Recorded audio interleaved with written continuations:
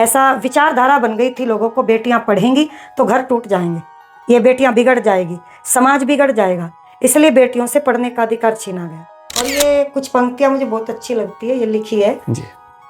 संतान पैदा करके जो आजाद छोड़ देते, माँ बाप ऐसे एक दिन सर को पकड़ के रोते, बच्चों पे अगर रखते शुरू से ही निगहबानी, उस घर कभी न आए कोई भी परेशानी। हमें किसी ने कानूनी तौर पे नहीं रोका कि हम बच्चे कम पैदा करें, पर उन पुस्तकों में हमें पढ़ाया गया और बताया गया कि आप एजुकेटेड है तो तब है जब आपके 2 बच्चे हैं या 1 बच्चा है। आप एजुकेटेड है तो आपकी पहचान है जब आपको इंग्लिश बोलनी आती होगी। आप एजुकेटेड है तो बेटियां समझती है कि जब शरीर पर कम कपड़े होंगे तो हम एजुकेटेड है, हम मानी जाएंगी कि हम एक सभ्य समाज से पढ़ी लिखी है। होती है उनके यहाँ पे मदरसे होते हैं, लेकिन आर्य समाज की जो जिम्मेदारियाँ थी हिंदू धर्म को लेके, वैदिक धर्म को लेके, कहीं ना कहीं लगता है कि उसमें आर्य समाज पिछड़ा है। सुनो भारत के मतदाता, यदि देश बचाना चाहता फिर भी आवाज लगाता, भाई मोदी को लाओ, भाई मोदी को लाओ। ये गीत हमने बहुत गाया 2014 में। आज की पीढ़ी विवाह नहीं कराना चाहती।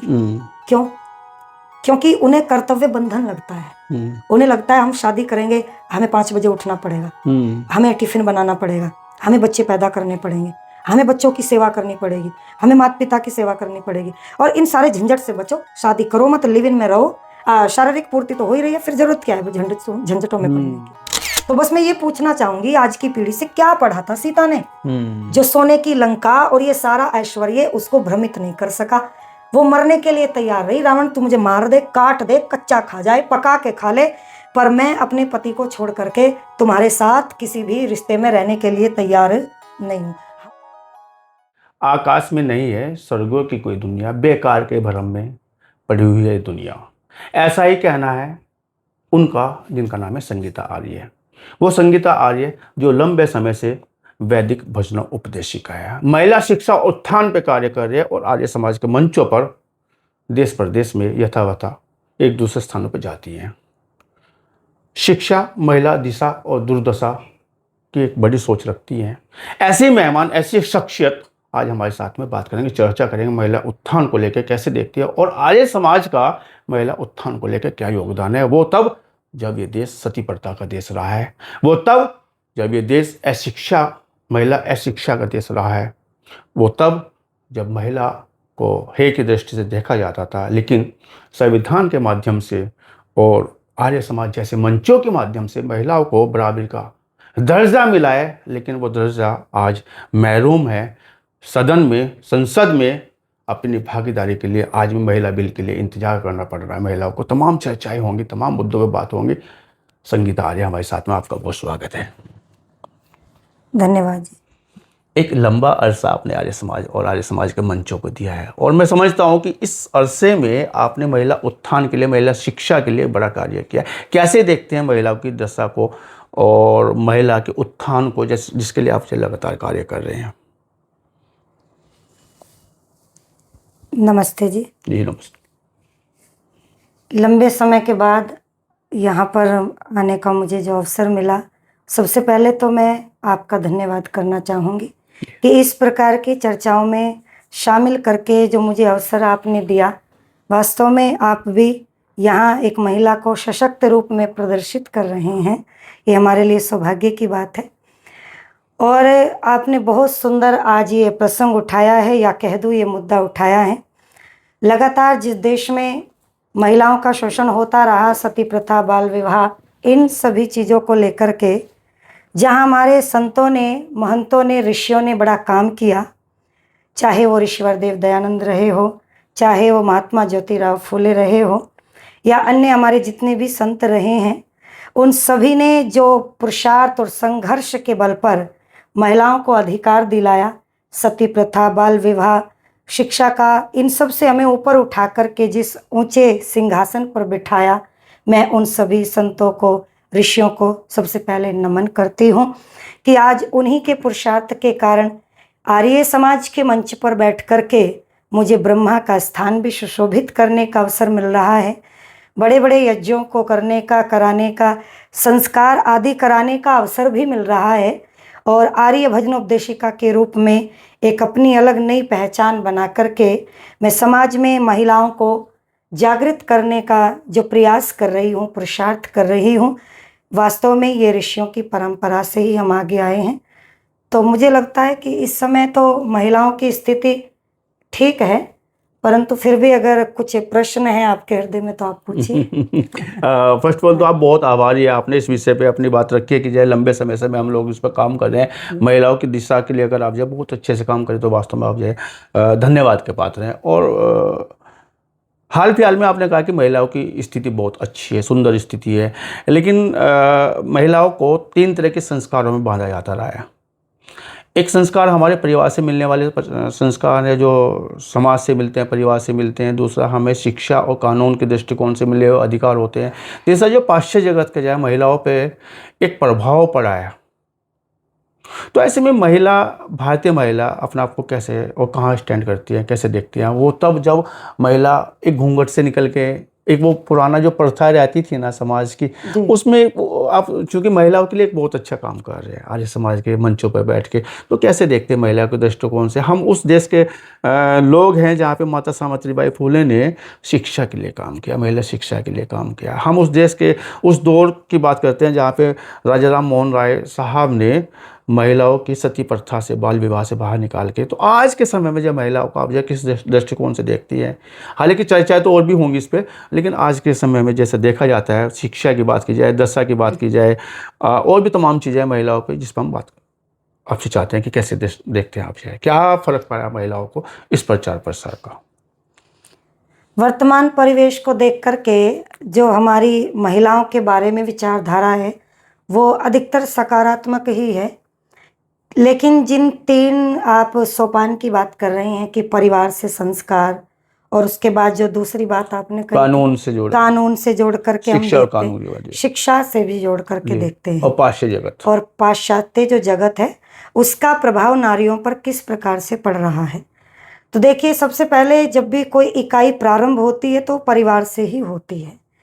अब परिवार में कैसे संस्कार हमने अपने बच्चों को दिए और ये बच्चों को भी संस्कारित करने वाली प्रथम गुरु के रूप में परिवार में यदि किसी को प्रदर्शित किया तो वो माँ को ही किया जाता है। आप माँ जैसा भी चाहती है बच्चे का वैसा निर्माण कर सकती है, और इसीलिए माता सावित्रीबाई फुले का नाम आपने लिया। शिक्षा जगत के अंदर वो महिला अध्यापिका सबसे पहली रही, प्रथम महिला अध्यापिका, और उस समय में वो शिक्षा के अधिकार को उन्होंने प्राप्त किया या शिक्षा प्राप्त की जिस समय में हमें पढ़ने का अधिकार नहीं था। जब माता चाहती थी, पहले उनके पति ने उनको पढ़ाया, महात्मा ज्योतिराव फुले ने, पर जब वो बेटियों को पढ़ाने के लिए जाती थी तो वो एक साड़ी अपने बैग में रख करके चलती थी, क्योंकि रास्ते में कुछ धर्म के ठेकेदार या कुछ मानसिकता से संकीर्ण विचारधारा के जो लोग थे, गोबर कीचड़ मार करके उनके कपड़ों को गंदा करते थे कि देखो ये बेटियों को पढ़ा रही हैं। ऐसा विचारधारा बन गई थी लोगों को, बेटियां पढ़ेंगी तो घर टूट जाएंगे, ये बेटियां बिगड़ जाएगी, समाज बिगड़ जाएगा, इसलिए बेटियों से पढ़ने का अधिकार छीना गया। पर माता ने संघर्ष किया, पुरुषार्थ किया, परंतु जो संस्कार हमें मिले आज कहीं ना कहीं उन संस्कारों का दुरुपयोग भी किया जा रहा है। और दुरुपयोग क्या है वही मैं वहाँ जोड़ने का प्रयास करूँगी। जो पाश्चात्य संस्कृति है, इनको संस्कृति तो नहीं, हम उनको सभ्यता कहेंगे। जो सभ्यता है आज हमारी जो बहनें हैं, हमारी बेटियां हैं, उसका अनुसरण कर रही है।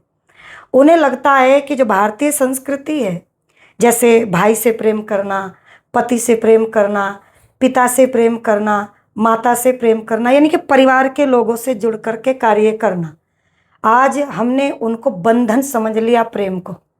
और जब प्रेम की परिभाषा बदली, बंधन में बदल गई, तो हमारे ऊपर प्रभाव हुआ पाश्चात्य सभ्यता का कि भाई ना किसी बहन भाई का संबंध हम जोड़ते हैं, ना पति पत्नी का संबंध है, ना संतान का। जब तक मर्जी है, इच्छा है, संबंधों से जुड़ के रहो, जब मन भर जाए तो वहाँ से हट करके किसी और दूसरी जगह पर, मन करे जाओ, नहीं करे तो मत जाओ। हालांकि अगर आप धर्म के स्थान पर देखते हैं, आज हम भारत के अंदर अपने धर्म को कोसते हुए दिखाई देते हैं कि हमें कोई अधिकार नहीं मिला, परंतु वर्तमान में मंचों पर बैठ करके ब्रह्मा के स्थान को अगर सुशोभित कर रही तो केवल भारत की नारी कर रही है। 2000 साल हो गए, 2026 चल रहा है, ईसाइयों में आज तक कोई भी महिला पोप या पादरी के पद पर आपको दिखाई नहीं देगी। वो हालांकि अलग चीज़ है कि वहाँ कपड़ों की आज़ादी है, पति चुनने की आज़ादी है, समाज और परिवार को चुनने की आज़ादी है, पर धर्म के स्थान पर आपको कोई अधिकार नहीं है वहाँ पे। हमें ये अधिकार मिला हुआ है, पर हम इन चीज़ों को समझ नहीं पा रहे हैं। और मैं कह दूँ, पति के लिए भोजन बनाना, माँ की सेवा करना, पिता की सेवा करना, भाई के लिए प्रेम में त्याग कर देना, संतान के लिए सुबह 4 बजे उठ करके टिफ़िन बनाना, ये कोई बंधन नहीं है। और ये नहीं है कि हमारे अधिकारों को छीन लिया गया। ये प्रेम था, और वो प्रेम जिसको हम शब्दों में परिभाषित नहीं कर सकते, आज हमने इसको छोड़ दिया, पहली बात। अब रही कानून के परिप्रेक्ष्य में हम ये बात करें, महिलाओं को कितना अधिकार मिला। अभी आपने देखा होगा महिला आरक्षण बिल, जो कि वर्तमान में बहुत बड़ा मुद्दा बना हुआ है। वहाँ एक बात रखी गई कि 363 प्लस वोटिंग अगर महिलाएं करें तो ये बिल पास हो जाएगा, टोटल सांसद अगर बहुमत के आधार पर। बिल्कुल, 2/3 मत कुछ इस प्रकार से था, किसी भी पास करने के लिए 2/3 होना चाहिए, इतना होना चाहिए जी। परंतु वहाँ जो हमारे वोटों की संख्या गई है, तो आपको जानकारी है ही, वो 298 गई है। तो इसमें हम ये विचार कर सकते हैं कि या तो जिन लोगों को ये जिम्मेदारी दी गई थी वो अपनी बात को प्रेजेंटेशन नहीं कर पाए, वो महिलाओं को समझा नहीं पाए, या फिर धरातल की महिलाओं को इस बिल की आवश्यकता नहीं है। ये सरकार के एजेंडे हो सकते हैं चुनाव के, कि वो महिलाओं को बरगलाना चाहती हो कि हम आपको आरक्षण दे रहे हैं, ऐसा कर रहे हैं। अगर धरातल पर ज़रूरत होती तो महिलाएं बढ़ कर के काम करती, या फिर जानकारी का अभाव है, महिलाओं को इस बारे में पता ही नहीं चला कि ऐसा भी कोई बिल है, हम उसके लिए आगे बढ़ कर के काम करें। या फिर ऐसा है कि केवल ये सारी चीज़ें कागज़ों में आ जाती है और हमें धरातल पर इसका अधिकार मिलता नहीं, तो इसलिए आज हम जितने भी हमारे कानून हैं उसके प्रति जागरूक नहीं हैं। तो मैं अपनी बहनों से इतना ही ये कहना चाहती हूँ कि इस प्रकार के जो मुद्दे हैं, चाहे वो धार्मिक हो, कानून के तहत हो, पारिवारिक के तहत हो, हमें वहाँ अपनी जिम्मेदारी, अपने कर्तव्य प्रेम और त्याग के साथ में निर्वाह करने चाहिए, ना कि दूसरों को देख करके। मतलब आप ये कहना चाह रहे हैं कि जो सियासी मुद्दा बना है, लेकिन महिलाओं को मुद्दा नहीं बना महिला आरक्षण बिल। सियासत लाभ लेने के लिए इस पे चुनाव के लिए राजनीति की जा रही है, न कि जो महिलाओं को लाभ देने के लिए। तो इसमें क्या लगता है, चलो महिला आरक्षण बिल पे करते हैं क्योंकि बहुत महत्वपूर्ण ये मुद्दा है। आप भी एक जगह पढ़ी लिखी सुशिक्षित हैं और समाज को दिशा दे रहे हैं, विशेषकर महिलाओं को। तो क्या लगता है कि महिला आरक्षण बिल में क्या कोई खामी रहेगी जो पक्ष विपक्ष ने इसको पास करने में ऐतराज़ जताया या नहीं पास हो पाया, ये बीजेपी जैसा चाह रही थी ऐसा उसको रिजल्ट नहीं मिल पाया, या कुछ खामियां रही हैं? महिला आरक्षण बिल बहुत लंबे समय से पेंडिंग पड़ा हुआ है और ये आधी आबादी का, हिंदुस्तान की आधी आबादी का भविष्य तय करने वाला बिल है। बिल्कुल बिल्कुल। तो इस पे वो मैंने बीच में भी बोला आपको कि इसमें ये कई बहुत सारे कारण रहे।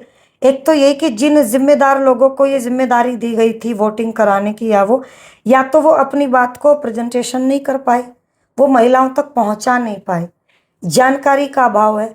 आज भी हम कितने ही शिक्षित हैं, परंतु ये शिक्षा का ही अभाव है। मतलब सदन एक मत नहीं हो पाया। हाँ। और उनके जो तनख्वाह बढ़ेगी, भत्ते बढ़ेंगे तो एक मत हो जाएंगे। बिल्कुल, ये भी बात महिला बिल पे नहीं हो पाएंगे एक मत। यहाँ पे कहना चाह रहे, मतलब नहीं चाहते आधी आबादी को। ऐसे तो बहुत सारे बिल है, हमारे गोरक्षा का भी यही हाथ है, यही काम है। चलो आप आर्य समाजी तो गोरक्षा जैसे मुद्दे पर तो आप बोलेंगे, मुखरता के साथ आप बोलते ही हैं, गौ गंगा गायत्री सब आप बोलते ही हैं, आपके जो उसमें रहता है, लेकिन सरकार कहाँ सुन रही है? गौ गंगा गायत्री की बात सरकार ने की थी कि हम आएंगे, गंगा भी सुरक्षित हो जाएगी, संरक्षित रहेगी, गाय भी संरक्षित हो जाएगी और गायत्री भी संरक्षित हो जाएगी। क्या लगता है गौ गंगा गायत्री संरक्षित हो पाई है भाजपा के राज में?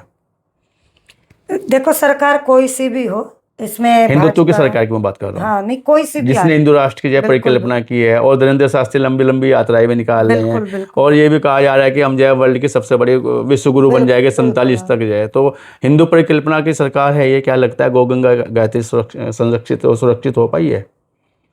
नहीं, जिस दृष्टिकोण से हम लेकर के या देख करके चले थे वास्तव, और जो आर्य समाज जब भी बात करता है देश की संस्कृति की, गौ की, गंगा की, गायत्री की, वेद की, इन सब की रक्षा और सुरक्षा की बात करता है।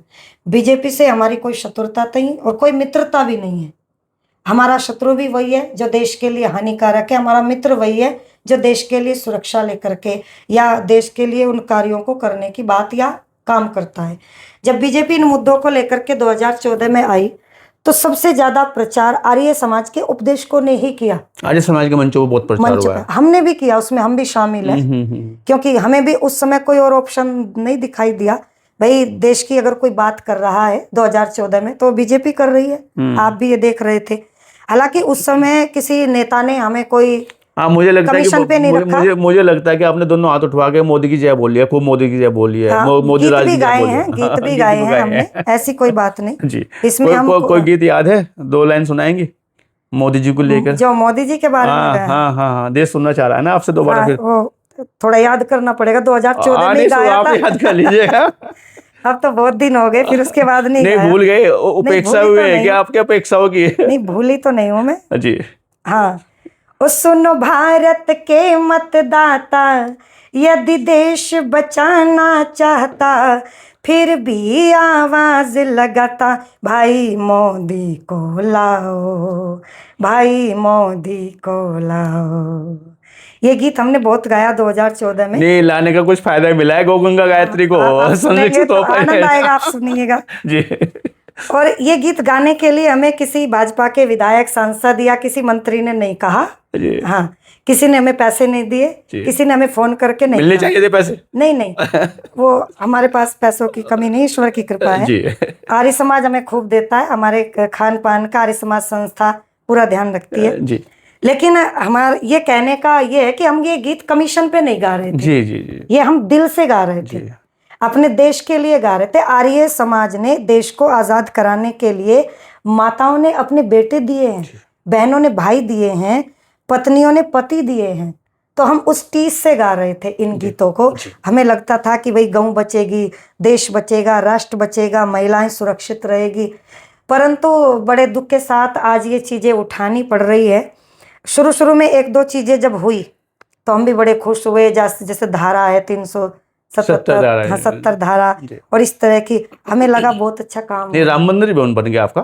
राम मंदिर भवन की भी हमें भव्यता के साथ बना है, खुशी है, कोई दुख नहीं है। हम तो मंदिरों का विरोध नहीं करते। जी जी। लोगों को लगता है आर्य समाजी मंदिरों का विरोध करते, पर ऐसा नहीं है। हम मंदिरों का विरोध नहीं करते, बस हम इतना कहते हैं कि मंदिर तो हो पर राम भी होने चाहिए। खाली मंदिर से बात नहीं बनती। मंदिर बना दिए फिर कोई रावण, कोई औरंगजेब आकर के तोड़ देगा, तो राम भी घर घर से निकलने चाहिए। क्या है जो आप टीस की बात कर रहे थे कि पीड़ा यही है कि आज ऐसा लगता है कि मुद्दे हम भटक रहे हैं। जैसे गाँव की बात है, मोदी जी मुद्दे भटक रहे हैं। हाँ, कि भटकते हुए हमारा सबसे बड़ा जो मुद्दा था जनसंख्या नियंत्रण था। हम तो बस उनसे यही चाहते थे कि जनसंख्या नियंत्रण हो, एक देश में सबके लिए कानून एक हो। एक व्यक्ति एक शादी कर सकता है, दूसरी नहीं कर सकता। एक व्यक्ति 4 शादी कर सकता है एक ही देश में। एक व्यक्ति 2 ही बच्चे पैदा कर सकता है, 3 कर सकता है। एक व्यक्ति को छूट है, वो 10 कर ले, 12 कर ले। तो हमें ये पॉलिसी अच्छी नहीं लगती। हम ये चाहते थे कि भाई जनसंख्या पर नियंत्रण लगेगा। और सबसे बड़ी बात, जिस बात पे लोगों का ध्यान नहीं जाता, हालांकि गरीबों की सरकार ऐसा कहा जाता है, सरकार गरीबों की नहीं होती, सरकार अपनी ही होती है। ये जो मुफ्त का राशन दिया जाता है, ये गलत पॉलिसी है। हमने आज लोगों को, या यूं कह दो सरकार ने लोगों को आज काम करने की जो परंपरा थी वो समाप्त करा दी। अब लोग काम करना नहीं चाहते। और इसका लाभ कौन ले रहे हैं? जिसके घर में 10 बच्चे हैं उनको ज्यादा लाभ मिल रहा है। आप जैसों को तो, हम जैसों को तो फिर भी नहीं मिलता कि हमारे गाड़ी है, हमारे एसी लग रही, हम अपना रिटर्न फाइल पे कर रहे, हमारे तो राशन कार्ड ही नहीं फिर बनते हैं। तो ये जो इस तरह की चीजें हैं ये थोड़ी ठीक नहीं लगती हमें। संगीता जी, यहाँ पे एक बात है कि अगर उनको जो 10 बच्चे पैदा करने की अथॉरिटी है तो यहाँ मना किसने किया है? आप 15 कीजिएगा। बिल्कुल सरकार कब मना कर रही है इस चीज के बिल्कुल, लिए? सरकार मना जनसंख्या नियंत्रण की मांग कीजिएगा सरकार से, लेकिन अगर कोई कर रहा है तो किसने मना किया है? बिल्कुल आपकी बात सही है, परंतु जो ये यहाँ से ये तो मोनोपोली आपने बनाई ना कि नहीं यार, 2 से ज्यादा होने नहीं चाहिए, 1 से ज्यादा होने नहीं चाहिए। ऐसे नहीं बनाया गया, ये षड्यंत्र के तहत ये शुरू से हो चलता आ रहा है। यहाँ जब भी हमें कोई कुछ करना है, मैं खुल के बोल दूं हिंदुओं के प्रति, तो हम उन लोगों को शिक्षा से जोड़ करके करते हैं। शिक्षित वर्ग, ऐसा नहीं है कि दूसरा वर्ग शिक्षित नहीं है, बड़े बड़े यूपीएससी आईपीएस ऐसे अधिक अब तो निकलने कर रहे हैं वो लोग, ऐसी कोई 2014 के बाद में बड़ा बदलाव आ रहा है, उधर बदलाव है। परंतु फिर भी आज जो दूसरे लोग हैं, वो लोग, हम यहाँ पिछड़ गए, वो लोग 8 बजे स्कूल में जाने से पहले, उससे पहले जो भी उनका मजहब है, धर्म है, उसकी शिक्षा प्राप्त कर लेते हैं। ये बड़ी अच्छी बात है, दीनी शिक्षा की बात कर रहे हैं आप। यहाँ हम लोग पिछड़ गए। अब हम लोग संस्कृत को नहीं जानते, वेद को नहीं पढ़ते, रामायण नहीं पढ़ते, महाभारत नहीं पढ़ते, गीता नहीं पढ़ते। आपने 2 पुस्तकों का नाम लिया, सत्यशोधक, बच्चे नाम नहीं जानते। बताओ, हमारे बच्चे नाम जानते हैं? गुलामगिरी, बच्चे नाम नहीं जानते, तो पढ़ेंगे कैसे? बच्चे जानते नहीं ज्योतिबा फुले कौन थे, माता सावित्री ने काम क्या किया, चंद्रगुप्त मौर्य कौन थे, बच्चे इन चीजों को नहीं जानते। पैटर्न ही हटा दिया ना, वो पैटर्न उनको छोड़ दो, पाठ्यक्रम ही हटा दिया ना सरकार। उनको हम नहीं कह सकते। सुनो, दूसरे लोग भी तो है, वो भी तो वहां पढ़ रहे हैं ना, वो कैसे उस जानकारी को प्राप्त कर रहे हैं? ये जिम्मेदारी हमारी बनती है, हमारी किनकी, जो हम धर्म के ठेकेदार, उसमें मैं भी हूँ, आप भी हैं और आप भी हैं उसमें, कि हम अपने बच्चों को सुबह 6 बजे उठा करके 1 घंटा कम से कम वो शिक्षा दे जिसकी ज़रूरत है, और जिसके कारण फिर हमें आप कहीं ले जा कर के खड़ा कर दो बच्चों को, फिर बच्चे उस पैटर्न को फॉलो नहीं कर पाएंगे। आप समझने की कोशिश करेंगे, हमने उधर जोड़ा नहीं। बच्चे 8 बजे स्कूल जाते हैं, हमारे बच्चे 7:30 बजे सो करके उठते हैं। जल्दी जल्दी में मम्मी उनको तैयार करती है, टिफिन बना करके तब उनको उठाती है। अब जो उस पैटर्न में बच्चों ने पढ़ा, चाहे वो जनसंख्या का हो, चाहे वो महापुरुषों का हो, तो उनके माइंड पे फिर वही काम करता है। हमें किसी ने कानूनी तौर पे नहीं रोका कि हम बच्चे कम पैदा करें, पर उन पुस्तकों में हमें पढ़ाया गया और बताया गया कि आप एजुकेटेड है तो तब है जब आपके 2 बच्चे हैं या 1 बच्चा है। आप एजुकेटेड है तो आपकी पहचान है जब आपको इंग्लिश बोलनी आती होगी। आप एजुकेटेड है तो बेटियां समझती है कि जब शरीर पर कम कपड़े होंगे तो हम एजुकेटेड है, हम मानी जाएंगी कि हम एक सभ्य समाज से पढ़ी लिखी है, हम एक मॉडल के रूप में अपने आप को प्रदर्शित कर रहे हैं। तो ये सारा शिक्षा का ताना बाना है। हम अब वो जो चल रहा है, आप उसको अब इतने बड़े पैमाने पे वो बात होगी, बदल नहीं पाओगे, पर अपने बच्चों को एक छोटी रेखा के सामने बड़ी रेखा खींच करके दीजिए, और जब बड़ी रेखा उनके सामने खींची जाएगी, ऐसा तैयार कीजिए, दूसरे भी तो वर्ग के बच्चे हैं, उन पर उस शिक्षा का प्रभाव क्यों नहीं पड़ता? एक डॉक्टर उसी शिक्षा को पढ़ करके, उसी एमबीबीएस को करके दिल्ली में एक कार में विस्फोट कर देता है, क्यों? और हमारे बच्चे इस शिक्षा के प्रभाव में इतने आ गए कि माता पिता को घर से निकाल देते हैं, क्योंकि उन्होंने वो लाड में काले की शिक्षा को पढ़ लिया। तो इसमें जिम्मेदार केवल शिक्षा भी नहीं है, खाली सरकार भी नहीं है, कोई जिम्मेदारी हमारी भी बनती है। मैं तो इसी विचारधारा पे काम करती हूँ। मतलब चीज है मोदी जी को लेकर आपकी जय गौ गंगा गायत्री पे जय वो है जी।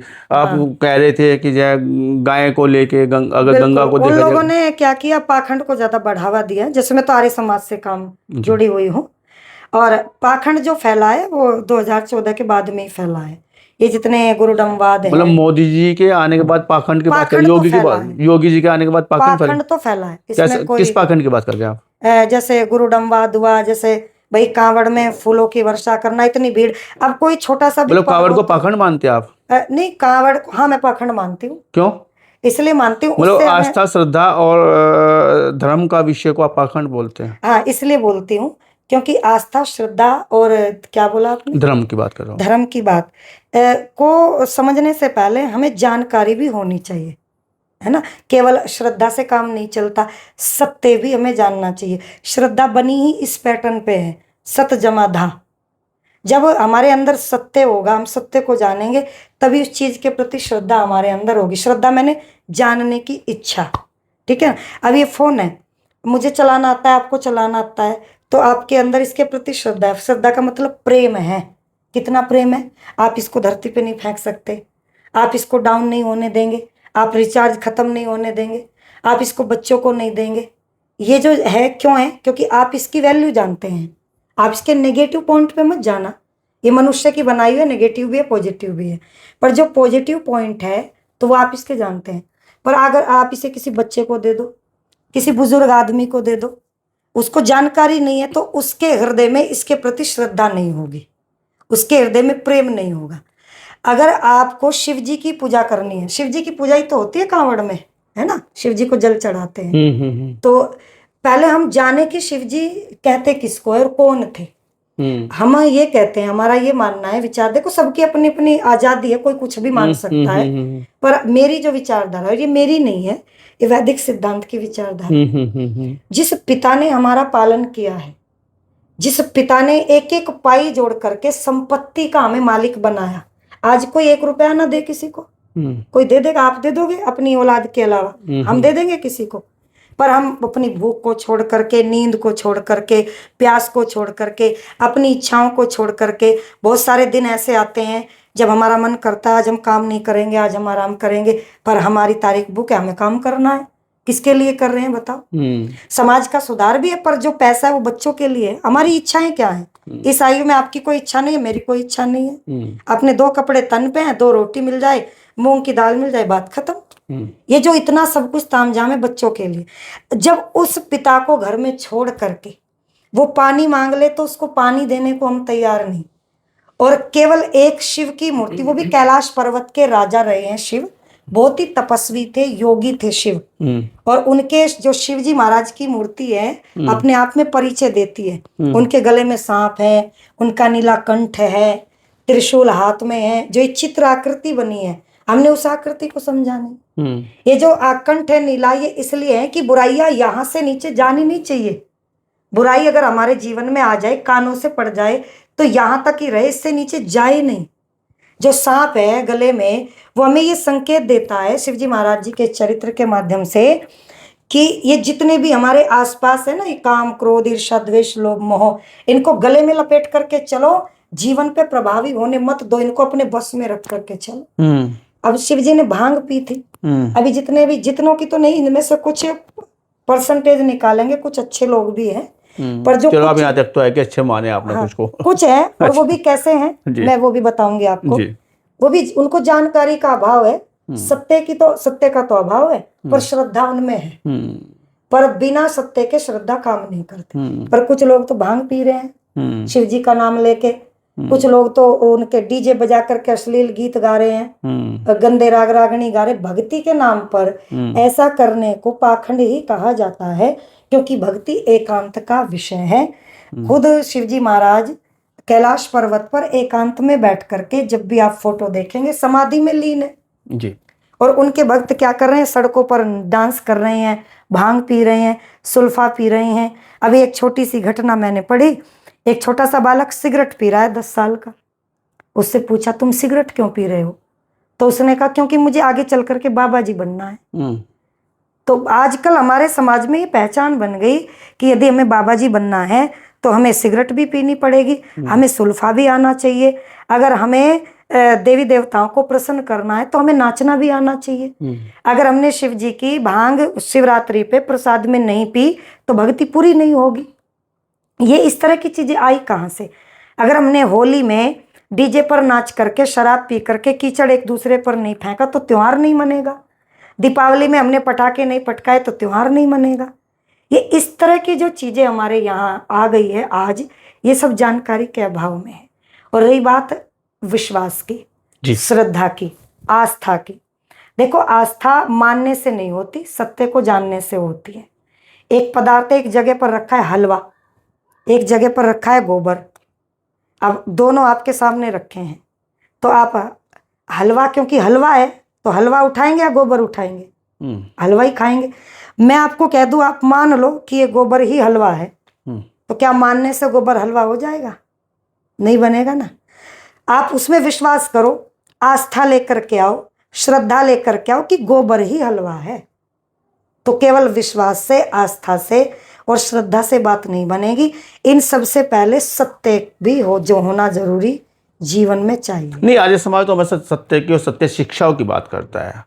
स्वामी महर्षि दयानंद ने सत्य जानो, और ये व्यक्ति का, उन्होंने लिखा सत्य को ग्रहण करने में, असत्य को छोड़ने में उद्यत सर्वदा रहना उद्यत चाहिए। रहना चाहिए। ये अधिकार भी उन्होंने दिया है कि उसको एक आपको शिक्षा और विद्या को जानना तो चाहिए, लेकिन सत्यता के साथ जानना चाहिए। हाँ। लेकिन अब एक सवाल उठता है, आर्य समाज ने जब 100 साल अपने पूरे किए हैं, उससे आगे भी जो है 200 साल 200 साल पूरे किए हैं और शिक्षा पे बढ़ाया जाए, लेकिन आर्य समाज का जो स्वरूप होना चाहिए था आज, जो सत्यता के साथ चल रहा है, आर्य समाज शिक्षा भी दे रहा है, नारी शिक्षा भी दे रहा है, वेद की शिक्षा भी दे रहा है, मानवता की शिक्षा भी दे रहा है, समाज की शिक्षा भी दे रहा है और राष्ट्र उत्थान की शिक्षा भी दे रहा है। और इस बात से बिल्कुल भी इनकार नहीं किया जा सकता कि स्वतंत्रता संग्राम की लड़ाई में सबसे ज़्यादा अगर किसी ने बलिदानी दी है तो आर्य समाज ने दी है। बावजूद इसके, इन सब के, आर्य समाज का जो स्वरूप होना चाहिए था उस पर ग्रहण क्यों लगा है?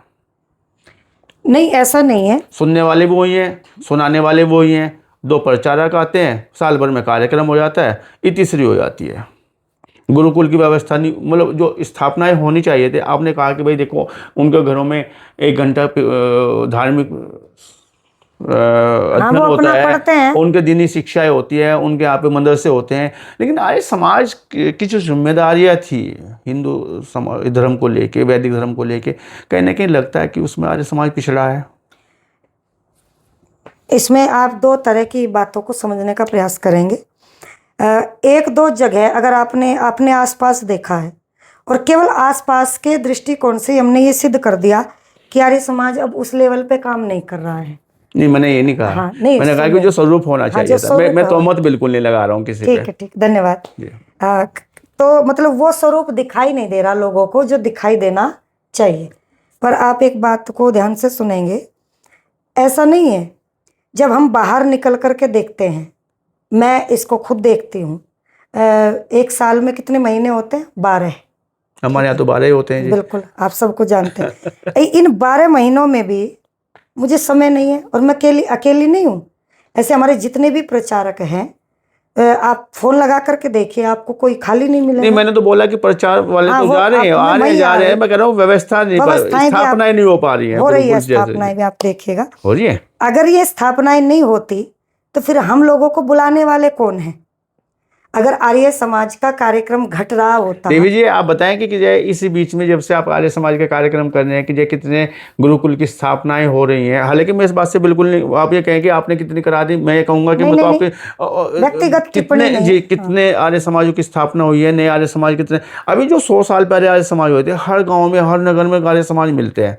देखिएगा आप जो, जहाँ पे ये समझे कि उस जमाने में 1000 लोग 2000 लोग रहते होंगे किसी भी कस्बे में, वहाँ पे आर्य समाज की स्थापना जरूर हुई है। लेकिन अब देखा जाए कि 20 सालों में, 30 सालों में जो हमने पिछले बिताए हैं, तो आर्य समाज की स्थापना में नहीं लगता कि नए स्थापित आर्य समाज हुए हैं, गुरुकुल स्थापित हुए हैं बहुत ज़्यादा, जैसे हो जाने चाहिए थे। आप तो प्रचारक करेंगे, ये भी बुलाएंगे, वो भी बुलाएंगे, साल भर में एक वार्षिक उत्सव होता ही होता है आपका, कहीं ना कहीं तो आपको बुलाया जाएगा। हाँ, नहीं, हम आर्य समाज विदेशों तक काम कर रहा है और स्थापना की भी कुछ जगह शिथिलताएं आई है। उसमें कारण है कई, जो आप बात कर रहे स्वरूप की, उसमें एक तो ये कारण रहा कि जो बुजुर्ग लोग थे वो तो चले गए संसार छोड़ के, जो उनकी पीढ़ियाँ थी वो गांव छोड़ करके चली गई शहर में, ये भी कारण रहा। ऐसा नहीं कि वो टूट गए, वो शहरों में गए तो वो शहरों में जो आर्य समाज है वहाँ जुड़ गए, तो जो गांव की आर्य समाज थी वो ख़त्म हमें दिखाई दी। एक कारण ये है। दूसरा कारण ये है कि जो हमारे बुजुर्ग रहे वो खुद तो गए, बच्चों को लेकर नहीं गए, तो वो तो बने रहे जब तक वो जीवित रहे। जब वो संसार से चले गए तो वो बच्चे दूसरे मार्ग पे चले गए। दूसरा कारण, एक और कारण ये रहा कि हमारे घरों में जब महिलाएं आई, विवाह करके जो बहुएं आई, वो बहुएं इस विचारधारा की आई कि हमने लाख प्रयास किया उनको समझाने, गोल्डन गार्ड से जुड़ी हुई थी कहीं ना कहीं। आपको लगता है कि वो पहले भी तो वो बदल नहीं सकी। जी। फिर हमने परिवार ही बदल दिया उन्होंने। समझौता इसलिए करना पड़ा कि फिर भाई तलाक होते हैं, घर टूटते हैं। कई बार आर्य समाज वैसा भी थोड़ा विनम्र स्वभाव का ही व्यक्ति होता है, झगड़े वगड़े आप कह रहे हैं बात को, लेकिन लोग मानते नहीं है। नहीं। और रही आर्य समाज की स्थापना की, अभी मैंने 10 दिसंबर को वजीरपुर में स्थापना की। अरे वाह, बहुत अच्छा। आपको बहुत बधाई, बहुत धन्यवाद आपको कि आपने एक अच्छी शुरुआत की है। और उस गांव में जहाँ की आपकी ससुराल है, उस गांव में मैं अकेली वहाँ पे आर्य समाजी हूँ। मैं बहू बन करके गई थी। मतलब आपका परिवार, आपके पति और आप जो है, हाँ, दो ही मेरा आदमी जो परिवार वहाँ पे में- है, वो नहीं, दो पति आदमी है ने मेरे। जी स्थापित कर दिया वहाँ पे। हाँ जी। नहीं, पति पहले थे और दूसरे, अब वो पौराणिक थोड़ा सा, परिवार हाँ, से। दूसरे उसमें आपने जो पौराणिक परिवार से मेरे जी पति। जी और इसमें देखो आर्य समाज का योगदान, जितने भी आर्य समाज के लोग हैं, मुझे आर्य समाज इसलिए ज़्यादा अच्छा लगता है, वे भी मैं आपको बताऊंगी। मेरी जिला प्रतिनिधि सभा, मेरे उपदेशक, और फरीदाबाद, राजस्थान, अम्बाला, ये पंजाब, ये जितने भी सारे एरिए हैं, मध्य प्रदेश तक के सारे लोग वहाँ उपस्थित हुए। अच्छा, और मैंने केवल एक फ़ोन किया सबको, मैं किसी के घर पे नहीं गई, किसी को निमंत्रण कहने देने नहीं के गई, लिए। निमंत्रण देने के लिए मैंने फ़ोन किया। उन लोगों ने मेरा मनोबल बढ़ाया कि भाई आर्य समाज की स्थापना हो रही है, दान भी दिया, मेरे घर पे भी गए, और घर पर जा करके शाम तक का कार्यक्रम हो वो भी सुना। और केवल इसलिए नहीं कि मैं आर्य समाज की उपदेशिका हूँ, और जगह पर भी जब मैं जाती हूँ मतलब उत्साह था मन में बढ़ाता है, बहुत। आर्य समाज उत्साह बढ़ाता है, इसमें हम अन्य कोई देवी जी, यहाँ पे आपसे जो है थोड़ा सा निवेदन मेरा रहेगा, क्योंकि आप उस गांव से आती हैं जहाँ पे जो है पूर्ण रूप से जो है हिंदू लोग रहते हैं, मैं भी उस पूरा गांव से जो, और पूरा आप तो जो है हिंदुओं का कहने के गाँव जो है। है रिश्तेदारी में भी रहता है हमारा आपका जो है, तो उसमें आप जो है ना गुरुकुल की एक स्थापना कीजिएगा, ऐसा मेरा मन भाव आपके प्रति है। और इसमें जहाँ भी जितना भी हो आपने बहुत सुंदर बात की, भविष्य सहयोग में आपको योजना किया है, जाएगा जितना भी हो सहयोग सके। पूरा मिलेगा, कोई दिक्कत नहीं है। चलिए, महिला शिक्षा, महिला उत्थान की ओर लौटते हैं फिर से जो है।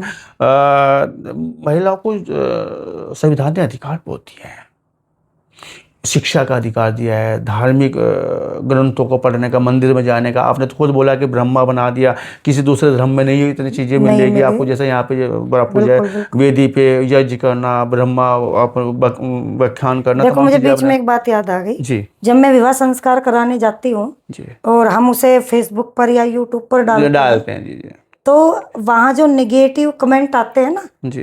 वो पौराणिकों के आते हाँ, हैं। ये औरतों ने काम आज संभाल लिया, ये पंडित वाला। हाँ, आज भी वो मतलब उन लोगों को आज भी ये चीजें अच्छी नहीं हजम नहीं लगती। हो पा रही है कि हाँ, महिलाएं कुछ करने कि लग रही, महिलाएं विवाह संस्कार करा करा रही, सकती हैं। बिल्कुल। जी। पर ये हमें अधिकार आर्य समाज आर्य ने दिया, समाज ने दिया। आर्य समाज के आर्य लोग हमें समाज बुला को रहे भी, हैं। चलिए आप कह रहे हैं कि ये अधिकार ऋषि हमें दयानंद जी ऋषि ने, दयानंद ने, और हाँ, नहीं, वेदों ने भी दिया है इसको, वेदों का बड़ा वो रहेगा जी, वेद की मान्यताओं को ही मान्यता, उन्होंने जी आगे जी रखा, जी। जो हमारे संत रहे तो हैं। मैं इस बात को कह रहा था कि जो जितने अधिकार और जितने जो स्वतंत्रता महिलाओं को मिली है, क्या लगता है कि महिलाएं स्वच्छंद हो गई हैं इन अधिकारों को पाकर? मैं बात कर रहा हूँ जो मॉडल सिटीज़ हैं जहाँ पे जो रिलेशनशिप्स जैसे जो नई चीज़ें NCR, निकली, हाँ वो मेट्रो जी सिटी, जी हाँ। मेट्रो सिटी उनको कहा, रिलेशनशिप्स जैसे, वही आपने बोला जो अमेरिका जैसा, भाई जब तक साथ है तो साथ है, नहीं तो तेरा घर इधर को, मेरा घर उधर को, तेरे बच्चे। अब बच्चे तो वहाँ पर होते नहीं, अब तो ये पता चल गया, अब तो नई चीज़ें, नई कल्चर और भी आ रहा है कि लोग बाग जो नए जनरेशन आ रही है वो शादी पे विश्वास ही नहीं कर पा रही, वो शादी नहीं करना चाहती। दूसरा, साथ साथ अगर देखा जाए अंधविश्वास में, दो सवाल आपकी तरफ लेकर आ रहा हूँ। चाहे वो अशोक खैरात की बात की जाए, जो ज्योतिषाचार्य थे तथा कथित, और ऐसे में जो महिला आयोग की अध्यक्ष जो है उनके कैसे चंगुल में फंसी थी, और 51-53 वीडियो उनकी इस तरह की। बाबा छंगुर की बात की जाए, वो महिलाएं जो घरों में अपने पति के साथ होनी चाहिए, गृहस्थ में होनी चाहिए, और गृहस्थ में जो एक अच्छा, वो महिलाएं ऐसे लोगों की चंगुल में फंस जाती हैं। तो क्या लगता है कि महिला को स्वच्छंदता ज़्यादा रास आ रही है क्या इस स्वतंत्र अधिकारों को लेके, जो अधिकार मिले महिलाओं को? बहुत अच्छी बात कही आपने। अंधविश्वास तो फैलता है डर के कारण, भय से।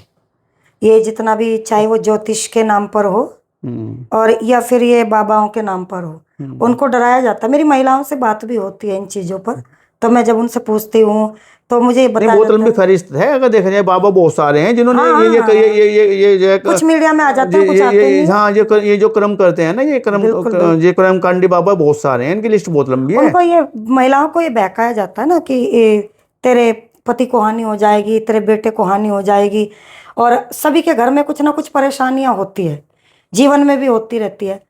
तो इन परेशानियों का निवारण करने के लिए, क्योंकि वहाँ खुला लिखा जाता है हम इन समस्याओं का निवारण करते हैं, महिलाएं वहाँ जाती है, तो उसे ये जितनी भी चीज़ें हैं जिनको हम आज अश्लीलता के रूप में देख रहे हैं, ये उनको अश्लील नहीं बता रहे हैं, ये कह रहे हैं कि ये पूजा पद्धति का एक हिस्सा है, पैटर्न है। हाँ, ये तो पैटर्न है, अगर आप इसे फॉलो करेंगी तो आपकी सभी मन्नत पूरी हो जाएंगी।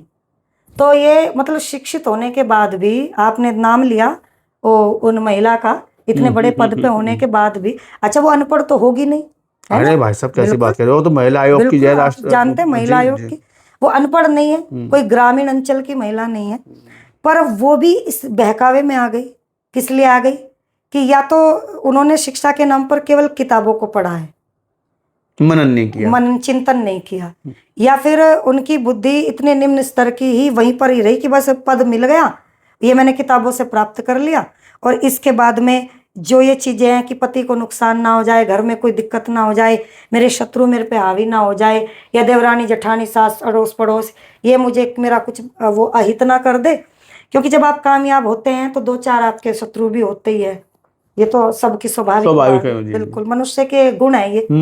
तो उन चीजों से बचने के लिए तो महिलाएं इस प्रकार के अंधविश्वास में फंसती है। रही बात लिव इन रिलेशनशिप जो आपने कहा, हमें फिर से कहूंगी, इसलिए हमें वेद की आवश्यकता है। जो हमारे ऋषियों ने वेद की तरफ हमें जोड़ने का प्रयास किया। आज महिला अशिक्षित नहीं रही, पर आपने कहा कि इतनी स्वच्छंद हो गई है, अपने कर्तव्यों के पालन को छोड़ रही है। आज की पीढ़ी विवाह नहीं कराना चाहती। क्यों? क्योंकि उन्हें कर्तव्य बंधन लगता है। उन्हें लगता है हम शादी करेंगे, हमें 5 बजे उठना पड़ेगा, हमें टिफिन बनाना पड़ेगा, हमें बच्चे पैदा करने पड़ेंगे, हमें बच्चों की सेवा करनी पड़ेगी, हमें माता पिता की सेवा करनी पड़ेगी, और इन सारे झंझट से बचो, शादी करो मत, लिव इन में रहो। शारीरिक पूर्ति तो हो ही रही है, फिर जरूरत क्या है झंझटों में पड़ने की। तो इसलिए इन ऐसी चीजों को मैं फिर कहूंगी कि प्रेम में कमी आई, प्रेम छोड़ दिया।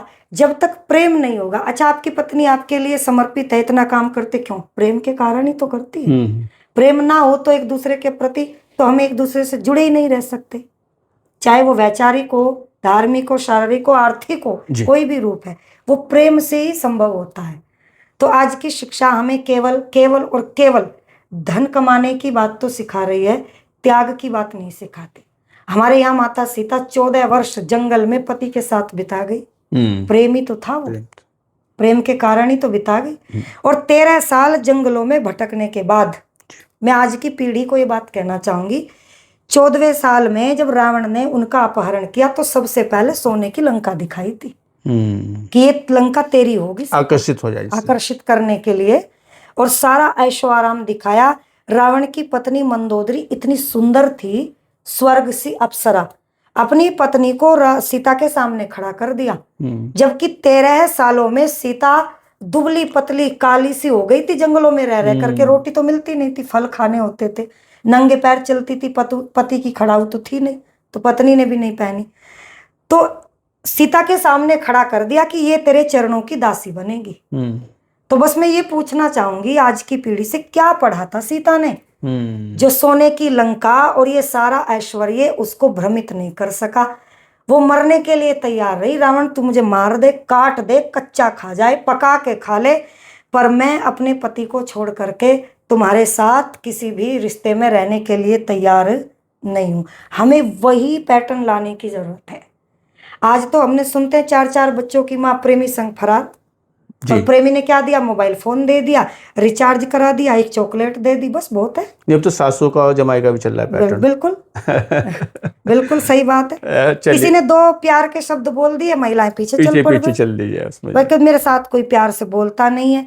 मतलब मानसिक स्तर इतना नीचा हो गया। एक महिला तो मुझसे ये बोली, मैं घर में गई थी कि मेरी शादी को 20 साल हो गए, और जब से मैं इनके कपड़े धो रही हूँ ना, परिवार वालों के, ये सच्ची बात है कि जब से मैं इनके कपड़े धो रही, अगर मैं अपनी कपड़े धोने की कोई फैक्ट्री चलाती तो मैं करोड़पति बन जाती।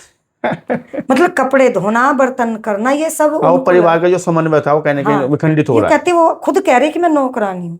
देखो, आप महिला सशक्तिकरण की बात कर रहे हैं, सरकार से महिला आरक्षण मांग रहे हैं, है ना, धर्म के उस पर भी महिलाओं को ब्रह्मा के स्थान पर बिठा जा रहा है। हमारे महात्मा ज्योतिराव जी ने कितना पुरुषार्थ किया, महर्षि दयानंद ने कितना पुरुषार्थ किया, स्वामी श्रद्धानंद ने तो गुरुकुल भी खोला लड़कियों का जालंधर के अंदर, अपनी बेटियों को सबसे पहले पढ़ाया वेद कुमारी और अमृत कला को। परंतु महिलाएं आज रानी नहीं, नौकरानी बनना चाहती है। वो कहती मेरे हिस्से में रविवार की छुट्टी नहीं आती। बताओ, छुट्टियां नौकरों को मिलती है। तो मैं यही कहूंगी अपनी बहनों को कि जो प्रेम है, जो समर्पण है, पहले उसे समझिए। हम ये प्रेम और जो समर्पण है, ये किसी के ऊपर एहसान नहीं कर रहे। हम प्रेम कर रहे हैं तो सामने वाले से हमें भी मिल रहा है, मिलेगा। ये संपत्ति, ये प्रॉपर्टी है। अच्छा, पति है, सारा दिन बाहर, आजकल कितनी गर्मी है, दिन में दौड़ धूप करके पैसा कमा करके किसके लिए हाथ पे रखता है? वो परिवार को संजो कर पत्नी के हाथ पे ही तो रखता है। जी। पत्नी की इच्छाओं को पूरा करता है, अपनी इच्छाओं को पूरा नहीं करता। हम्म, तो हमें उनकी, जब हम इन चीज़ों को देखेंगे और पॉजिटिविटी हमारे अंदर होगी, तो फिर हमें विवाह बंधन नहीं लगेगा। और इसमें कहीं ना कहीं हो सकता है मेरी बात ये गलत भी लग जाए, इसमें बॉलीवुड भी जिम्मेदार है। उन्होंने षड्यंत्र रचा। उन्होंने जब भी कोई सीरियल बनाए ये टीवी वालों ने, तो बहू को, पारिवारिक लड़ाई दिखाई है, हाँ, सास की, बहुओं का परिवार के शोषण दिखाया है। दिखाया है। मेरी बेटी अब ये सोचती है शादी करेंगे तो सास ऐसी होती है, ननद नहीं, ऐसी सास होती रहे ससुराल मिले, ननंद रहे ससुराल मिले, है। हाँ, देवर रहे ससुराल मिले। अब तो पैटर्न ही आ गया ना। बिल्कुल हाँ, बिल्कुल उसमें बस ऐसे। केवल पति ऐसा होना चाहिए, वो कमा के ला के दे, मुझे रानी बना के रखे, बिल्कुल ये बिल्कुल उसकी बात ये ना माननी उन्होंने पड़े। दिखाया ना, उन लोगों ने दिखाया। जी। आपका एक भजन है, आपका क्या भजन है, शायद वो बेमौली का लिखा हुआ है, जिस घर में एक दूसरे की बात जाए मानी, थोड़ा सुनाएंगे, फिर उसके बाद एक हाँ, संदेश बेमल आप। जी का नहीं है ये गीत। अच्छा, चलिए। हाँ। जिस घर में एक दूजे की बात जाए मानी, उससे घर कभी न आए कोई भी परेशानी। जिस घर में एक दूजे, आकाश में नहीं है स्वर्गों की कोई दुनिया, बेकार के भरम में भटकी हुई है दुनिया। वो घर स्वर्ग है जिसमें, वो घर स्वर्ग है जिसमें जाती है बात मानी, उससे घर कभी न आए कोई भी परेशानी। और ये कुछ पंक्तियां मुझे बहुत अच्छी लगती है, ये लिखी है। जी। संतान पैदा करके जो आजाद छोड़ देते, माँ बाप ऐसे एक दिन सर को पकड़ के रोते। बच्चों पे अगर रखते शुरू से ही निगहबानी, उस घर कभी न आए कोई भी परेशानी। जिस घर में एक दूजे, ओ माता पिता की सेवा ये फर्ज है हमारा, माँ बाप से ही जग में नामो निशान हमारा, माँ बाप से ही जग में नामो निशान हमारा। ये इस प्रकार की चीजें हमें सुनने और सुनाने का अवसर नहीं, बहुत मिलता अच्छा है। भजन है, परिवार को संजोने वाली जो परंपरा है उस को कहीं ना धन्यवाद कहीं वो रखा है आपका। आपने। तो इसमें जो संदेश क्या देना चाहेंगे उस महिलाओं के लिए, उन बहनों के लिए जो आज उन परंपराओं से बाहर आ रही हैं, चाहे रिलेशनशिप वाली बात रही हो, या ऐसे अशोक खैरात जैसे लोगों की बात रही हो, छंगुल बाबा की बात रही हो, उन बाबा की बात रही हो जिनके पास जो है वो अपने संकट दूर कराने जाती है लेकिन खुद संकट में गिर जाती हैं, या उन महिलाओं की बात रही हो जो संस्कारों से बाहर आ रही हैं, आपने चाहे धार्मिक संस्कारों की बात की है चाहे दूसरी बात की है, तो उनके लिए संदेश क्या रहेगा आपका? मैं इतना ही कहना चाहूँगी अपनी बहनों को, जैसे शरीर में रीढ़ की हड्डी कार्य करती है ना, वैसे ही राष्ट्र में नारी कार्य करती है। अगर राष्ट्र से नारी को निकाल दिया जाए तो वो राष्ट्र ऐसे ही लचीला हो जाएगा जैसे व्यक्ति का शरीर हो जाता है। इतना महत्व है नारी का। तो जब हम जिम्मेदार हैं, हम महत्वपूर्ण हैं, तो फिर हमें इस प्रकार के मनमानी करने का अधिकार नहीं मिलेगा। क्यों? क्योंकि महत्वपूर्ण और जिम्मेदार लोगों को रूठने और टूटने का अधिकार नहीं होता। अब प्रधानमंत्री जी है, अगर वो किसी व्यक्तिगत टिप्पणी को लेकर के नाराज होकर के बैठ जाए, उनको अधिकार नहीं है। चाहे जनता उनको कुछ भी कहती रहे, उन्हें अपना काम करना पड़ेगा। कंटिन्यूटी। बिल्कुल ऐसा ही महिलाओं के लिए भी है। परिवार हो, चाहे वो धार्मिक क्षेत्र हो, सामाजिक क्षेत्र हो, आपको राजनीतिक क्षेत्र में राष्ट्रपति के पद पर बिठाया गया है तो आप उस पद की गरिमा को ध्यान में रखिए। आपको धार्मिक क्षेत्र में ब्रह्मा के स्थान पर बिठाया, स्त्री ब्रह्मा बभूवितो वेद कहता है, तो हमें उस पद की गरिमा को रखना है। आपको परिवार में सबसे प्रथम गुरु के पद पर बिठाया गया है। आपके बिना परिवार अधूरा है, आपके बिना संसार अधूरा है। किसी बच्चे की माँ चली जाए तो उस बच्चे का जीवन अधूरा है। आपका इतना महत्व है, तो आपको इन चीज़ों से बाहर निकलना है। ये चाहे लिव इन रिलेशनशिप हो, चाहे ये इधर उधर के प्रेम जाल की बात हो, चाहे ये गुरुडमवाद की बात हो। आप इतनी सशक्त हैं, आप इतनी सक्षम हैं कि आप समस्त बलाओं से, समस्त संकटों से अपने परिवार को, अपने बच्चों को बचा सकती है। आपको संकटों से बचने के लिए बाबाओं की ज़रूरत नहीं होनी चाहिए। आप तो जीजाबाई बनकर के शिवाजी को मुगलों से लड़ा देती थी। 14 साल का शिवा लड़ा दिया था और 14 साल के शिवा ने उस तोरण के किले को जीत लिया और भगवा ध्वज वहां पर लहरा दिया। ये माँ जीजाबाई का ही तो निर्माण था जी। पर हमने आज उन चीज़ों को नहीं समझा। मैं अपनी बहनों को कहूँगी कि आप इन चीज़ों से बाहर निकलिए। कम कपड़े पहनना, अंग्रेजी बोलना, गुरुओं के डेरों में जाना, लिव इन में रहना हमारी पहचान नहीं है। हमारी पहचान तब है जब हम एक संस्कारवान संतान को राष्ट्र के लिए निर्माण करके दें, और जब वो संतान दयानंद बन के, राम बन के, कृष्ण बन के, महात्मा ज्योतिराव बन करके समाज का सुधार करे और लोग कहे धन्य है वो माँ जिन्होंने ऐसे पुत्र को जन्म दिया। तो वास्तव में नारी का जन्म तब सफल हो जाता है और ऐसी ही नारी बनने का हमें प्रयास करना है। संभवतः जो मेरी बातें आप लोगों को अच्छी लगी है वो मेरी अपनी नहीं है, वो ऋषियों की हैं, संतों की हैं। और जो आपको कुछ गलत लगी होगी, क्योंकि हर व्यक्ति की विचारधारा होती है, वो मेरी अपनी है। उनको आप एक साइड में रख करके पॉजिटिविटी ला करके उन चीज़ों को धारण करने का प्रयास करेंगे। हमारे भाई अनुज प्रताप जी का भी मैं धन्यवाद ज्ञापित करती हूँ। बड़ी मेहनत करते हैं, पुरुषार्थ करते हैं और आज ये अवसर हमें दिया कि हमें आप लोगों से बात करने का अवसर मिला। आपका भी बहुत बहुत धन्यवाद।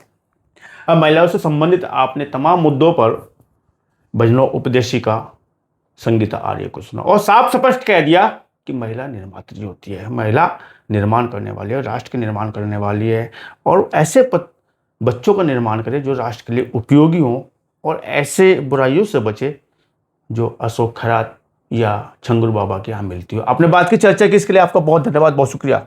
धन्यवाद।